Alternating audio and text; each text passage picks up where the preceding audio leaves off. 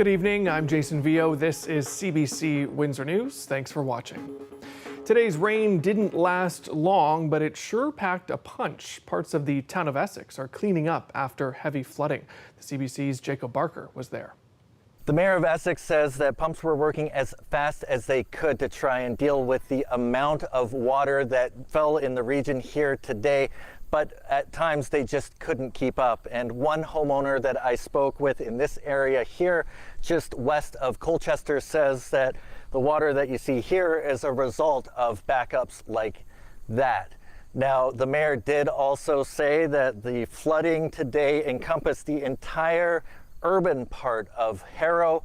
I spoke with one woman there who says that she was waiting a really long time for the water to go down around her house as well. So everything in here is soaked and damaged.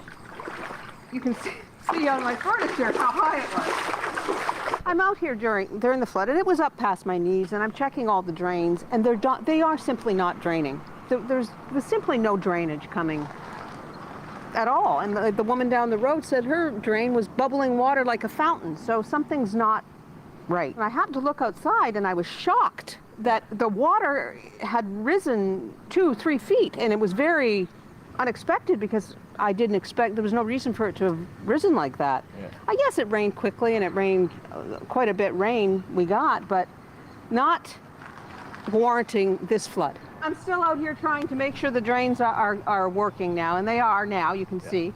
Yeah. But it's very frustrating. So that's a constant concern. Constant concern. It's been something that's been, supposedly addressed several times by the municipality. I don't know. I don't know what the status is, and I don't know why the drains don't work.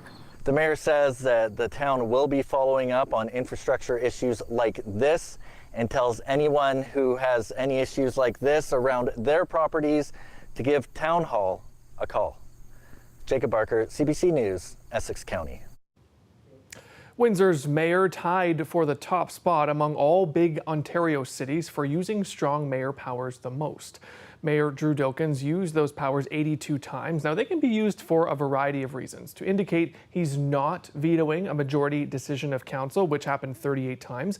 Dilkens used his veto once to single-handedly end the tunnel bus. In 9 instances, they were financial powers related to the budget, and 34 times where he used them involved powers relating to employment.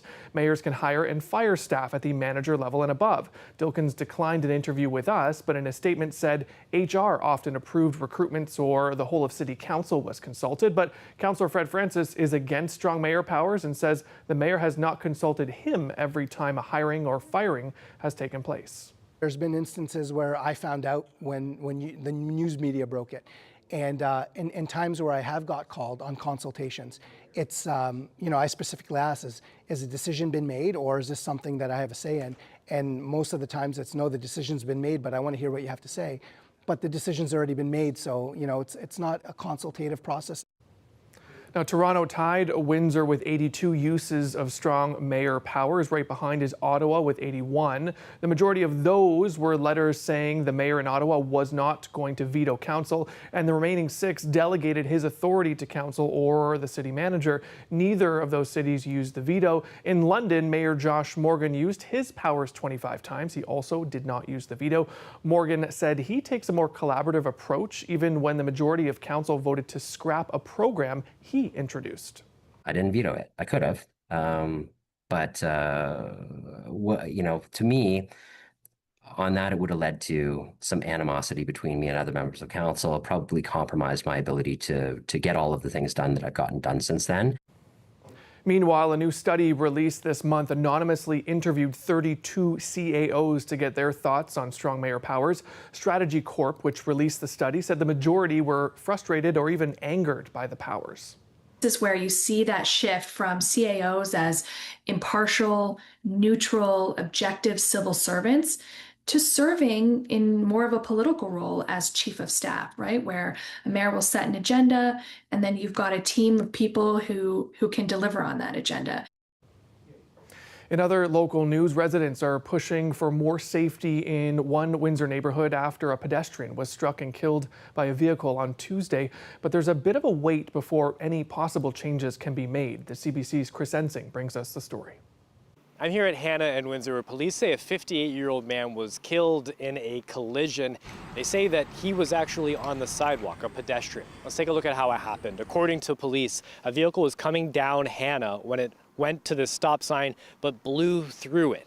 As it did that, another vehicle was traveling up Windsor. The two vehicles collided, pushing onto the sidewalk over there. That's where they hit the 58-year-old man. The man was taken to hospital. He died from his injuries. All morning, I've been going up and down this street, knocking on doors, asking people how they feel, what they saw. And they tell me that there's a lot of sadness, that there's a lot of grief, but there's not a lot of surprise. Neighbors say this intersection causes confusion, and we caught that on camera today. It's not a four-way stop. That's something that neighbors want to see changed. They also want speed bumps on Hannah, hoping to force drivers to go slower. That request will join a long list being reviewed by city staff. People send in 374 requests for traffic calming on their street each year. That's the average, according to a report heading to council that's warning of wasteful spending. Staff say 66% of speed humps and traffic calming measures installed since 2022 didn't meet outlined criteria, but were installed because it's what residents wanted. That translates to $500,000 spent on unwarranted installations, according to staff. The new policy, if approved by council, would require requests be backed by data. Back here on Hannah, people say they don't feel safe on the sidewalk, and that last night's deadly collision should be enough for change. Chris Ensing, CBC News, Windsor. Colette, quite a bit of rain today at times that we saw in parts of Essex County there. Yeah, that's right. So we'll take a look now at where we're seeing some of the heavier rainfall amounts. Some improvements for Essex County, but there are also areas here that we're seeing on our radar where we've got significant downpours. It has to do with just how slowly these clusters of storms are moving. So they tend to just be putting the rain down in the same areas. So Chatham, Kent, still looking at a severe thunderstorm warning there. This activity is pushed out over Lake Erie. But we do still have that active weather just behind there that I was showing you on the radar. And so, you know, over this next hour, still having to contend with that. And I'm not saying the rain will be gone after an hour, but it'll just perhaps start to move on a little bit. 18 tonight, some patchy fog. Tomorrow, 23. We will get an improving pattern, though, and I'll tell you more about that coming up. All right, thanks, Colette. Premier Doug Ford is expected to make a big announcement tomorrow on speed cameras. The Toronto Star is already reporting Ford plans to outlaw them altogether after recently calling them nothing more than a municipal cash grab. But some maintain the cameras are effective and save lives. Queen's Park reporter Lorena Redekop has more. Speed cameras may be on their way out, with one report saying the province plans to get rid of them across Ontario. Toronto's mayor was asked about the premier potentially doing that. Okay. There was no hiding her frustration. Speed kills. Torontonians, especially those most vulnerable, like children, need to be safe. And we know speed camera works. It reduces speed. But some people hate the cameras, evident by just how frequently they've been damaged. In one night in Toronto last week, 16 were vandalized. At the time, Premier Doug Ford said this. There's better ways to slow down traffic than gouge the taxpayer. This is nothing but a tax grab, folks.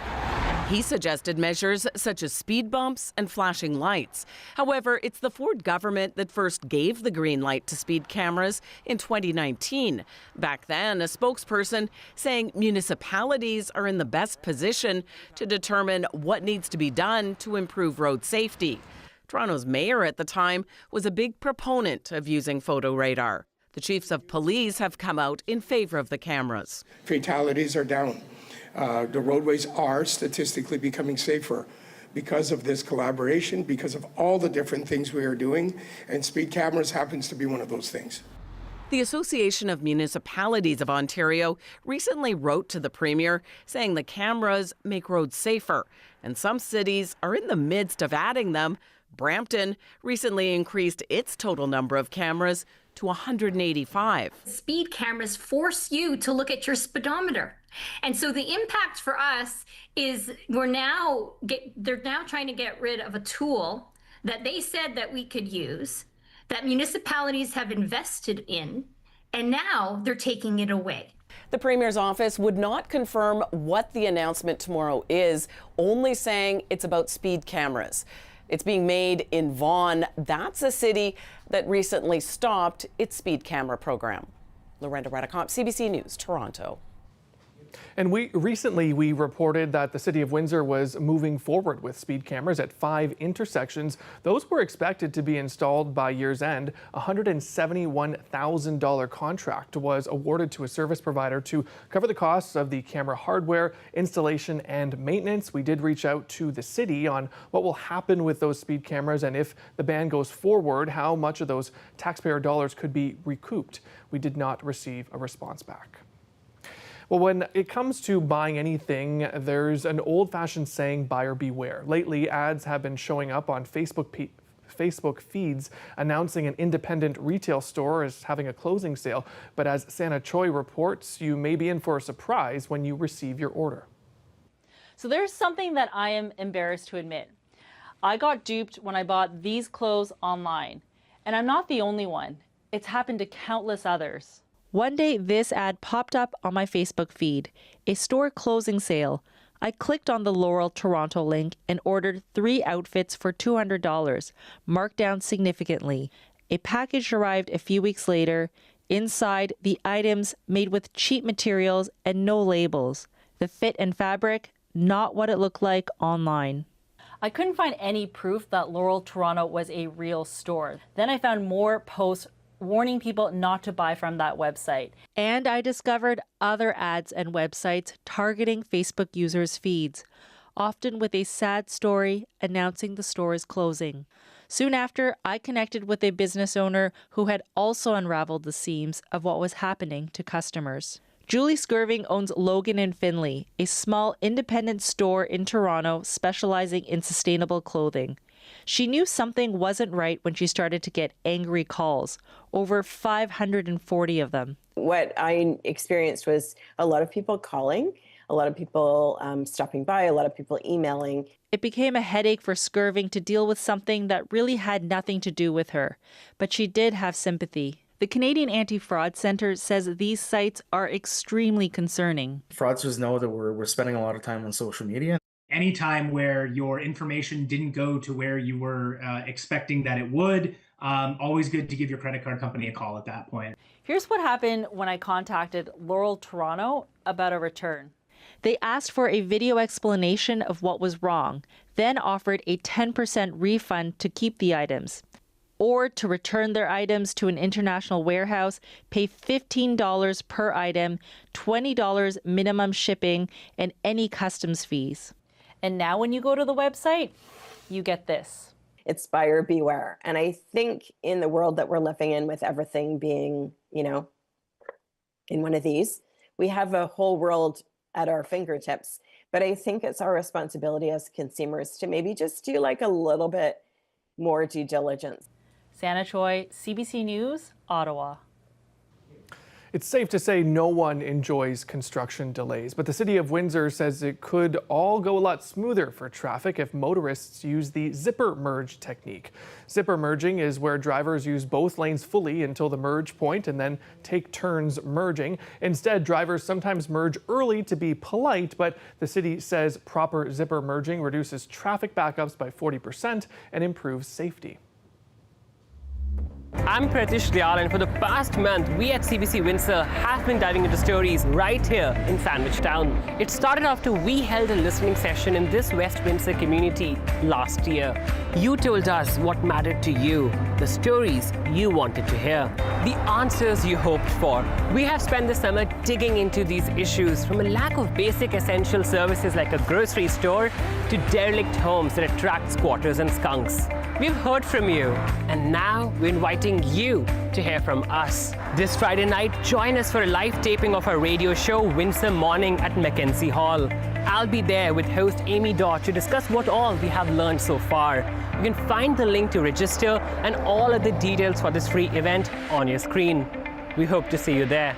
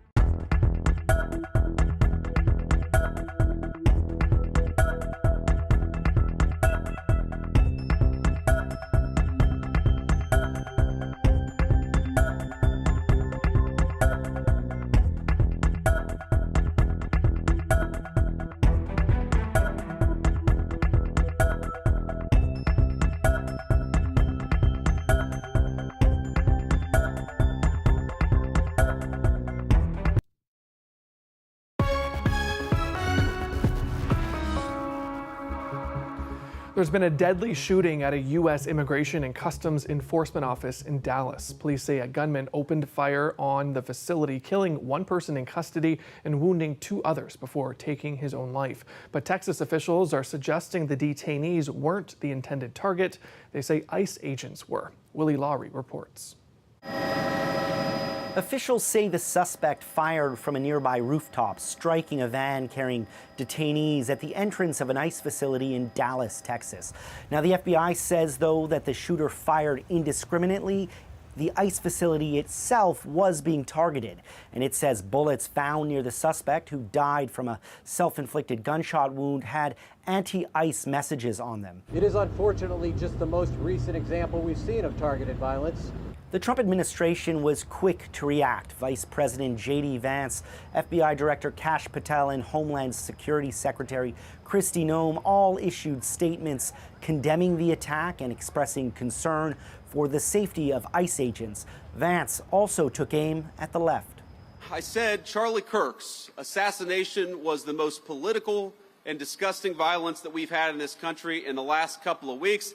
And that was true maybe until this morning. We know this person was politically motivated. They were politically motivated to go after law enforcement. ICE has been front and center in the U.S. for several months now. U.S. President Donald Trump has used the agency in a way few other presidents have, sending mass ICE officers into some of America's biggest cities in an effort to crack down on illegal immigration.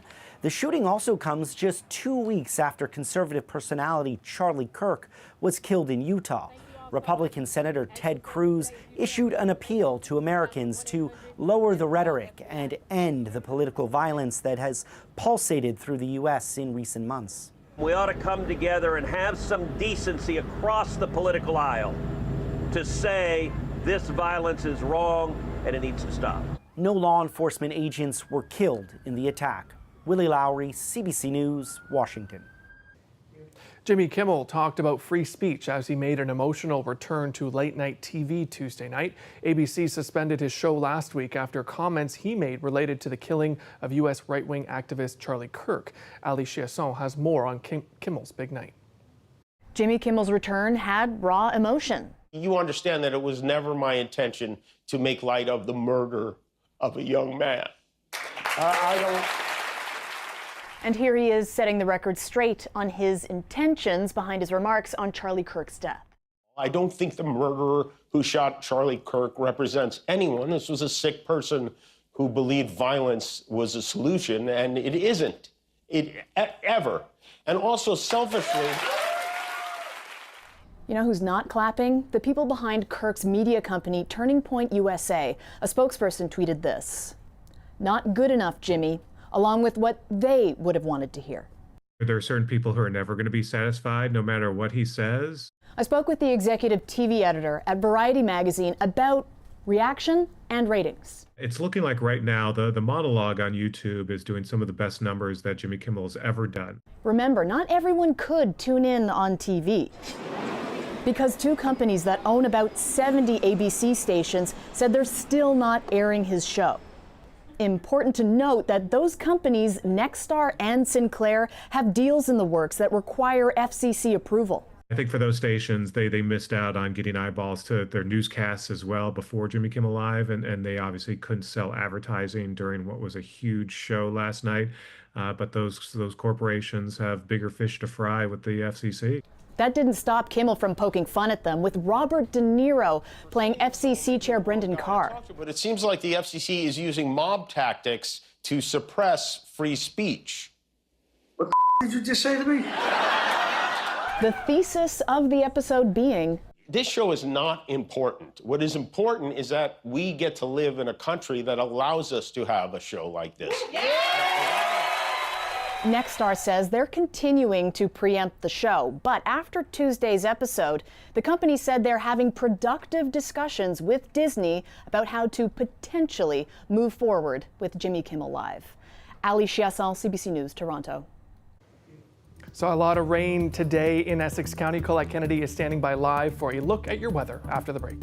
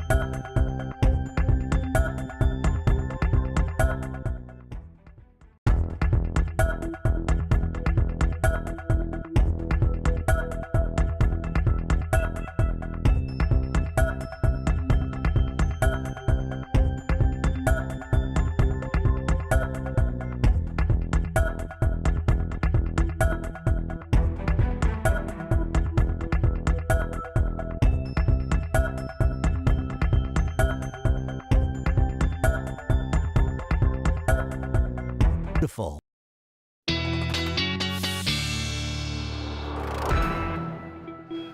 Colette Kennedy joins us live for a look at weather. And Colette, seeing some of that video from the town of Essex was just kind of stunning, that it just accumulated so quickly there for some of those people in those neighborhoods. Yeah, with a system like this, Jason, you know, it's so much kind of a situation of the haves and have-nots, because in certain areas there's just nothing going on, or there's even sunshine, and in Windsor reporting sunshine right now, and then you have somewhere else where they've been very slow-moving clusters of cells, so the rain just keeps coming down, and so those amounts have been up there from that, the reason for some of these severe thunderstorm warnings, those amounts of 50 to 70 or even 75 millimeters of rain, because they just keep coming down over the same area. So looking at the current readings that we have, a little cooler towards London and Goderich and Kitchener, and when I say a little cooler, I just mean a couple of degrees and not in the 20s, but talk about that humidex value, 27, Chatham, Kent, and Windsor, with this very muggy air mass that is still in play. And really, I want you to kind of watch this cluster here, because you see, I mean, it changes a little bit, but essentially it's just expanding and really coming down with those heavier rains over the same area. And this is with a 3-hour loop that I have going here on the radar. So for that entire period of time, that's what has been experienced here. Severe thunderstorm warning carrying on through that area there for Chatham, Kent.